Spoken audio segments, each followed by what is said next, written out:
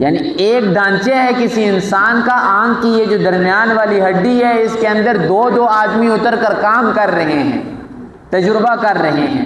فرمایا یہ بھی تو چلتے ہیں نا راستوں سے نا، دیکھتے ہیں قوم سمود کی بستی کو، قوم صالح کی یعنی صالح علیہ السلام کی بستی کو اور قوم لوط کی بستی کو نہیں دیکھتے، سارے ان کے راستوں کے اندر آتی ہیں کہ اللہ نے انہیں کیسے تباہ و برباد کیا۔ یہ چیز ان کے لیے ہدایت کے لیے کافی نہیں، جب انسان دل کی آنکھ سے دیکھے گا چھوٹی سی چیز بھی ہدایت دے گی، لیکن اگر آنکھیں دل کی بند کر لے ظاہری آنکھوں سے جتنی چیزیں بھی دیکھے ہدایت نہیں دیتی۔